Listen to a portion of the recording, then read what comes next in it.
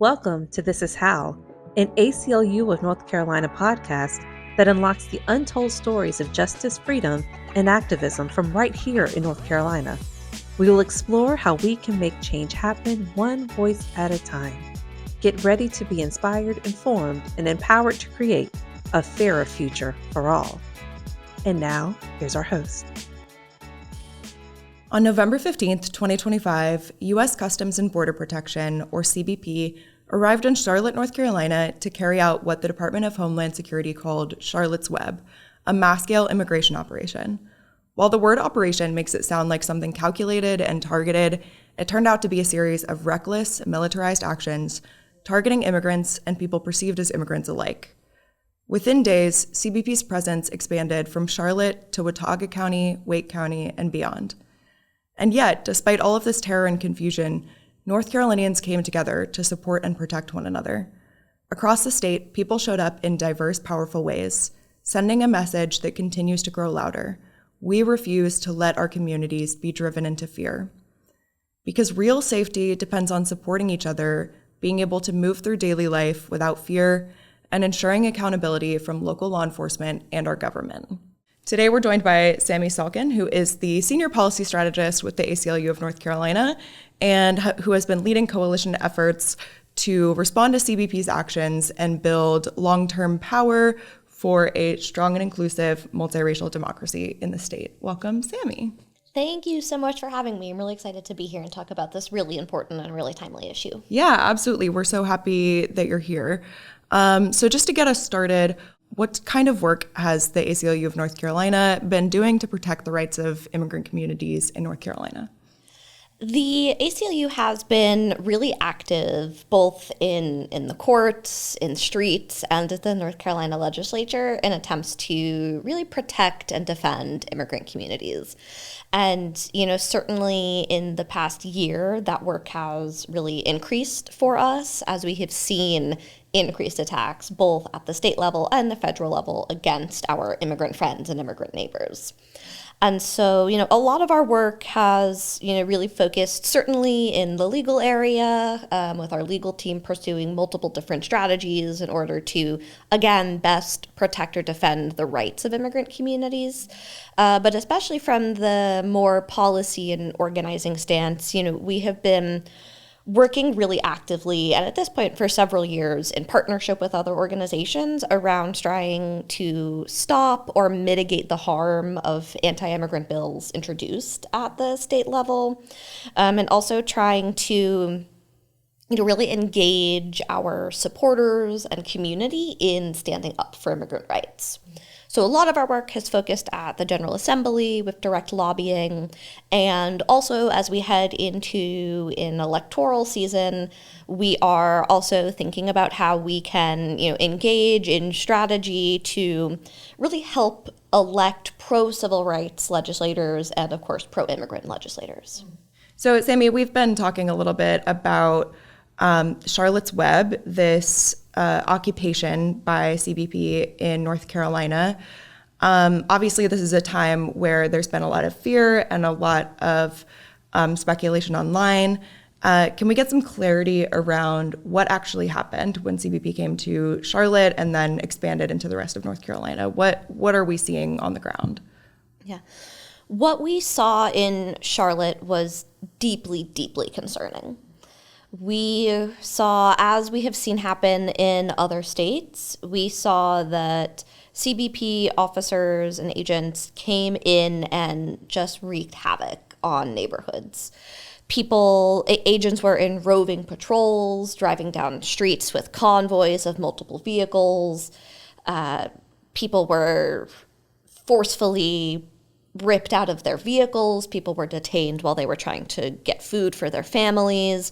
And so we saw really widespread and violent attacks, both against immigrants, but also against protesters. And, you mentioned the misinformation, and that is something that we have seen be really rampant this year. But we know unequivocally that the vast majority of people who were detained during this invasion had no criminal record. So what we saw was people who are just members of our community being kidnapped off the streets and being torn away from their families during this incredibly cruel, this just incredibly cruel invasion. And so, what that has looked like is, of course, families being separated. We had situations where people were kidnapped off the streets and we didn't know where they were taken. So for days, people were not able to find their loved ones. And in addition to the cruelty against immigrants, which again led to significant racial profiling, because of course, there's no way to tell by looking at somebody if they are an immigrant, but we did see targeted attacks against people who were perceived to be Hispanic or Latino. And so we saw huge increases in racial profiling and mass civil rights violations.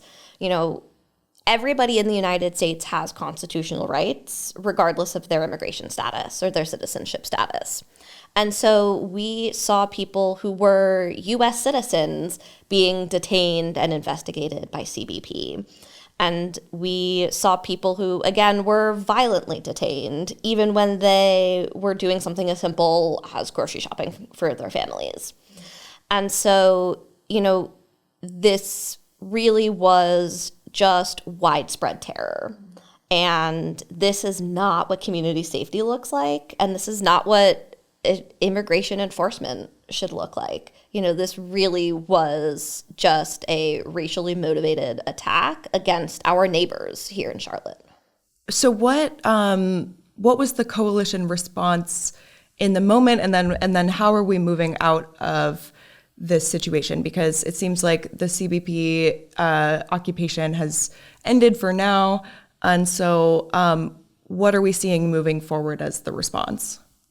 I think that the collective was able to play a really important role in helping to track information as best as possible, because of course, we are intentionally kept in the dark about what CBP's plans are. And so by having multiple organizations and multiple people involved, we were able to get the best picture possible about what to expect and what the movements are going to look like. And we also then were able to coordinate trying to get resources and information out to impacted communities, which was really important. And a lot of that work, especially in Charlotte, centered on encouraging people to stay home if they could, which is terrible. People should not have to stay home in order to avoid being kidnapped. But that's where we were.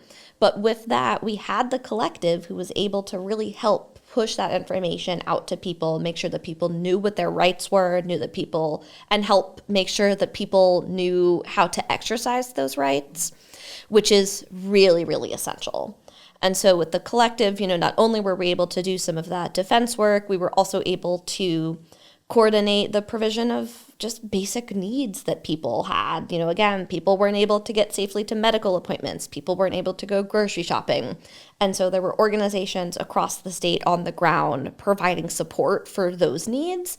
And part of what we were able to do with the collective was to help get out the information on how people could plug into those resources. And lastly, where I think the collective was able to play a big role was helping to engage allies and training allies to participate in community defense work, to participate in ICE verification work. And that's something that, again, would not have been possible without the buy-in that we saw from communities across the state. And so, that really made a difference. And that was something that I was really proud that we in the collective were able to help kind of coordinate so that people knew how they could get involved and how they could help protect their neighbors.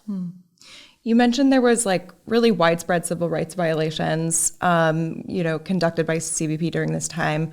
What can we do now to kind of address those violations after they've happened? So that work is absolutely ongoing. Now that we have moved out of the direct rapid response mode, we are working to pick up the pieces. And so, part of that is, of course, people are finding their loved ones who were disappeared into immigration detention. people are able to get back in touch with their loved ones. And so now is also when more of the stories begin to come out, when people have the opportunity to talk to their attorney or talk to their loved ones and tell them what they experienced. And so the ACLU of North Carolina is working really closely with our, again, partners on the ground to identify people whose rights were violated and figure out, how and if at all, what the legal pathways might be to try to challenge some of the tactics used by CBP.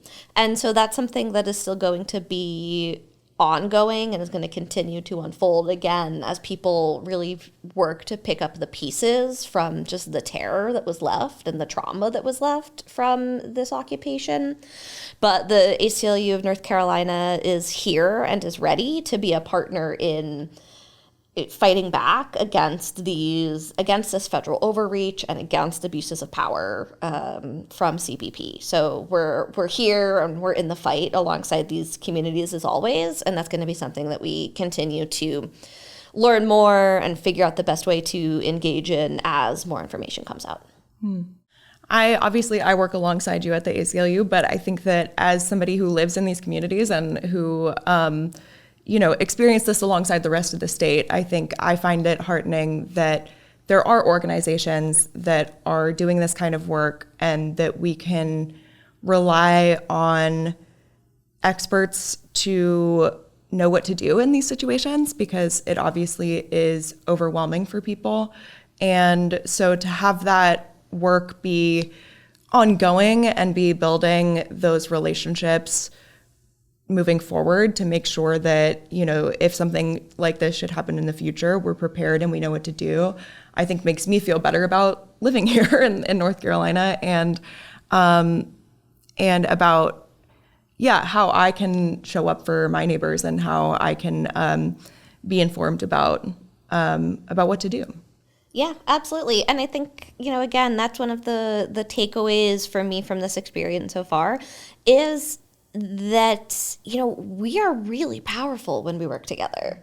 We were able to, as North Carolinians, really took a strong stand against this activity from CBP, and it absolutely made a difference. And so, we know that, and we know that that's something that we can do going forward. Yeah, you mentioned kind of your work in the legislature and how the policies that are enacted by the General Assembly have such a big impact on the immigrant communities in the state. Can you talk a little bit about where our state policies and laws were at the start of this and how those kind of previous policy decisions set the stage for this crisis? Yeah, definitely. And, I think it's always really important to level set when we're thinking about attacks on immigrant communities and just realize that, immigrants in North Carolina and across the country are an essential part of our communities. These are people who are our neighbors, our coworkers, and our friends. And yet, despite that, we have seen both sustained and increased attacks from the General Assembly against our immigrant communities here. And so there were, I think, at least 6 or 7 anti-immigrant bills introduced in 2025 in the state legislature, which is a pretty significant uptick from what we typically see. Now, attacks from the General Assembly on immigrants in North Carolina is not new. We certainly have seen previous attacks for many years, one of the most notable being House Bill 10, which was passed about 2 years ago at this point, which was the first bill that required North Carolina sheriffs to cooperate more closely with federal immigration agents. And so, again, these attacks aren't anything that's new to us here in North Carolina, but we saw increased and expanded attacks. So we saw a few different attacks focused on really trying to push immigrants out of public life, attempts to increase the forced cooperation between North Carolina law enforcement and federal immigration agents. And, the root of all of these attacks is that it's really around furthering an anti-immigrant agenda. These bills are things that are not needed. They do not increase public safety and really just serve to continue to divide us and create fear. Well, obviously, we've seen a lot of pushback from the community on these anti-immigrant efforts, and we know that plenty of North Carolinians don't feel represented by these policies, are not in support of the use of funds in this way to target immigrants. And, we've seen the different ways that they've showed out to protect their immigrant neighbors. If North Carolinians don't feel represented by these policies that are targeting immigrants, what can they do about that? Yeah, that's a great question. And, I think that one of the most important things that people can do is to not be apathetic when these issues happen and to be willing to contact their elected officials even when it seems like that won't do anything. We know that applying public pressure really does matter. And we saw that this year, with so as I said, there were 6 or 7 anti-immigrant bills introduced by the General Assembly. Only one was passed into law. And that one bill is House Bill 318, and that was an expansion of House Bill 10, which I mentioned before. And so this really harmful bill expands even further the cooperation between North Carolina sheriffs and federal immigration agents. But, when this bill was initially passed by the General Assembly, the ACLU, in partnership with of many other organizations, were able to effectively secure a veto from Governor Josh Stein, really through public pressure. And so we had people who showed up at the General Assembly and protested the vote. We had people who then marched with us from the General Assembly to the governor's mansion and participate in a rally there. And so showing up and being present and making your voice heard really does make a difference. And this was a bill that when it was passed, we were not sure if we were going to be able to secure the veto. And ultimately, we were able to do that. And that really is a testament to the public pressure. Yeah, absolutely. I think that it shows the value of working in coalition in the long term, right? Because it sounds like having these existing relationships with coalition partners allowed all of these kind of organizations that are working in this space to jump in when rapid response was needed. Can you talk a little bit about the process of forming and maintaining the coalition, what type of work that the coalition does to kind of prepare for these rapid response moments? Yeah, definitely. So we, this year, have really been focusing on helping to rebuild and revamp the North Carolina Immigrant Rights Collective. And this is a group of folks from across the state who are working specifically to protect the rights of immigrants in North Carolina.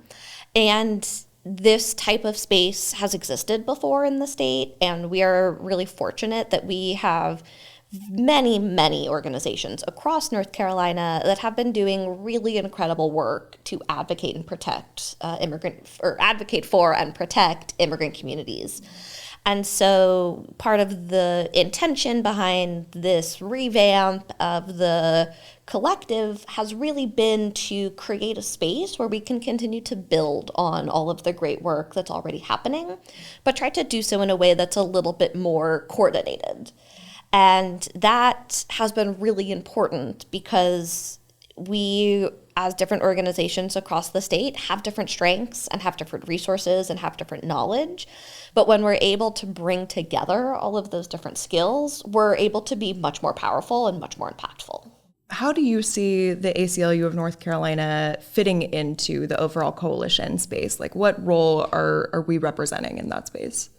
One of the primary things that we are able to bring is policy expertise. Currently, or at least, in 2025, the ACLU of North Carolina has been the only organization in the state that has a registered lobbyist dedicated to immigrant rights work. And so we have been able to play a very significant role doing that direct lobbying, working with our elected officials at the state level, trying to either stop bad bills or mitigate the harm of anti-immigrant bills that are passed. And so in addition to policy expertise, we, of course, are also able to lend great support in the legal arena, and our legal team has been able to provide really helpful information, know your rights information for both communities and allies, so that people are able to stay informed, know what their rights are, and we're able to get really updated information even as laws or requirements change. And so from the ACLU side, we have definitely been able to bring that resource and that power to the collective. But I think that what has made the collective so impactful has really been being able to continue to learn and build from grassroots organizations who have been doing direct immigrant defense work in communities for decades. And so one of the things that's been really exciting about this new version of the collective is finding a way to bring together all of these different strengths that, we as the ACLU can bring, but also figuring out how that can complement and uplift all of the other amazing work already happening. And then how we can figure out, what are the gaps? What do we need in North Carolina to create a state that is welcoming and protective of immigrants? And just what do the next steps need to be there? And that's something that we're not going to be able to do unless we're doing it in partnership with one another. Yeah, absolutely. So speaking of next steps, what do you see as the future of this work in the short term and the long term? I mean, what are we building towards, and what are we hoping to advance or mitigate, in the coming months and years? I think that's something that's always, we're always thinking about what's next. And, I think certainly both the ACLU of North Carolina and our partners at the collective have really been in rapid response mode for so much of this year, and especially with the CBP invasion the CBP occupation. And, what we saw was that there is work that needs to be done to help streamline efforts to make sure that people are getting the information that they need when they're in crisis and that they're able to get support when they're in crisis. And so we saw some really, really amazing work happen across the state in this rapid response time of people coming together and different organizations building out new structures and new resources and new abilities to connect with people and try to keep communities as safe as possible. And so I think as we are thinking about the work to come, definitely continuing to dig into building those community safety networks. I think, unfortunately, it's probably very likely that we will see CBP activity in North Carolina again sometime during the next 3 years of this administration. And so, we have learned a lot from Operation Charlotte's Web, and so we need to take those lessons forward with us. And so I think one of the areas of work is really continuing to figure out how to keep people safe, but how to engage allies in helping to keep immigrant communities safe. And then also certainly thinking about the electoral side of, this is a really consequential elections, as many of them are. But we have an opportunity to really be prioritizing and electing representatives who are going to protect immigrant communities and are going to protect our civil rights. And so there is electoral work to be thinking about moving forward. And then, of course, our general policy work of being ready and able to defend against bad bills that are introduced and work in coalition with other organizations to really put up a strong showing against those type of attacks. I have to say it's scary, right, to be in this situation, to be in this state, and to have immigrant family, friends, community members that you love and care about, and to see them put in harm's way. I think that a lot of people in North Carolina are feeling overwhelmed, scared, unsure how to move forward. And it sounds like a lot of this coalition work has responded to that by providing community resources and ensuring that people know their rights and know what to expect. What brings you hope in this situation? What kind of keeps you moving forward? What have you seen in response to CBP and all of this fear that has, motivated you to keep moving forward? I think that, again, something that I was so proud of and so impressed by was really the communities coming together to protect our immigrant neighbors across the state. There have been thousands of people who have been trained as ICE verifiers, or people who joined neighborhood patrols when CBP was active to make sure that students could walk safely from their home to their school bus stop or get to school safely. We have seen people doing food deliveries for families that are afraid to leave their homes. And so it was so powerful to see the way that people mobilized to defend their neighbors when they were called on.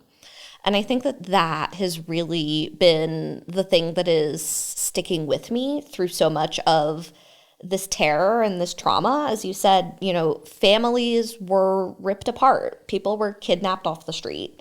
This was an extremely cruel and terrifying time in our state. And North Carolinians really met the moment. And that's something that, I think that people will continue to do, and it's going to make us stronger.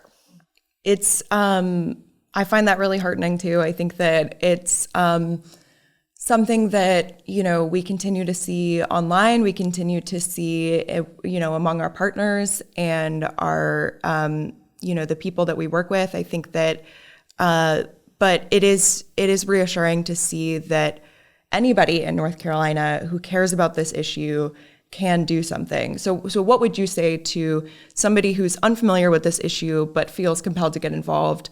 What is something that they can do to help? Definitely. I think, of course, there's different ways people can get involved, certainly voting and making sure that we're showing up at the polls and electing pro-immigrant representatives and legislators. And also figuring out, who your local immigrant rights organization is and seeing what they need. And so, I would definitely encourage people to poke around in their own towns, figure out, who is already doing this work and how they can support. Because like I said, there is really amazing work that's already happening. And so there are really meaningful opportunities for people to plug in and to support their neighbors. Yeah, absolutely. Thank you so much, Sammy, for joining us here and answering my questions. I'm so grateful to hear about the important work you and the rest of the coalition are doing. It feels appropriate that we're wrapping up the 2025 season of This Is How with a discussion about everyday North Carolinians stepping up during extraordinary times. To everyone listening, this work belongs to all of us. Community safety is something we build together by showing up for each other, staying informed, taking action, and refusing to let fear divide us. Thank you for joining us. Thank you for joining This Is How, brought to you by the ACLU of North Carolina.